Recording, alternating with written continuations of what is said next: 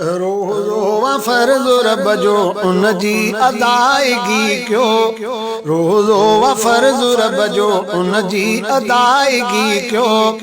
फर्ज़न जो कर्ज़ लाहे फर्ज़न जो कर्ज़ लाहे खुशहाल जिंदगी क्यों रोज़ो फर्ज़ रब जो उन जी अदायगी क्यों रोज़ो फर्ज़ रब जो उन जी अदायगी क्यों फर्ज़न जो कर्ज़ लाहे फर्ज़न जो कर्ज़ लाहे खुशहाल जिंदगी क्यों रोज़ो फर्ज़ रब जो उन जी अदायगी क्यों रोज़ो फर्ज़ उन जी अदायगी क्यों रमज़ान माह रब जी रमज़ान माह रब जे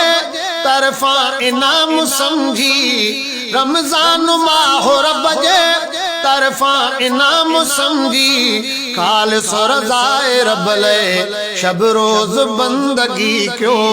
काल सुरज़ाए रब ले शब रोज़ बंदगी क्यों रोज़ो फर्ज़ रब जो उन जी अदायगी क्यों फर्ज़न जो कर्ज़ लाहे फर्ज़न जो कर्ज़ लाहे खुशहाल जिंदगी क्यों रोज़ो फर्ज़ रब जो उन जी अदायगी क्यों रोज़ो फर्ज़ रब जो उन जी अदायगी क्यों रोज़ो ज़कात बेशक मोमिन जे जिस्म दिया रोज़ो ज़कात बेशक मोमिन जे जिस्म दिया रोज़ो ज़कात बेशक मोमिन जे जिस्म दिया अहिड़ी तरह बदन जी हासिल पाकीज़गी क्यों अहिड़ी तरह बदन जी हासिल पाकीज़गी क्यों अहिड़ी तरह बदन जी हासिल पाकीज़गी क्यों फर्ज़न जो कर्ज़ लाहे फर्ज़न जो कर्ज़ लाहे खुशहाल जिंदगी क्यों रोज़ो फर्ज़ रब जो उन जी अदायगी क्यों रोज़ो फर्ज़ रब जो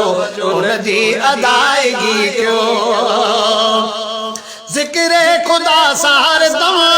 आली ज़बान रखजे ज़िक्रे खुदा सा हरदम आली ज़बान रखजे ज़िक्रे खुदा सा हरदम आली ज़बान रखजे ईमान जे कुवत सा अमलन में ताज़गी क्यों ईमान जे कुवत सा अमलन में ताज़गी क्यों ईमान जे कुवत सा अमलन में ताज़गी क्यों फर्ज़न जो कर्ज़ लाहे फर्ज़न जो कर्ज़ लाहे खुशहाल जिंदगी क्यों रोज़ो फर्ज़ रब जो उन जी अदायगी क्यों रोज़ो फर्ज़ रब जो उन जी अदायगी क्यों उन ते रही ऐं बुख ते जावेद नार जा सभु उन ते रही ऐं बुख ते जावेद नार जा सभु उन ते रही बुख ते जावेद नार जा सभु उन ते रही बुख ते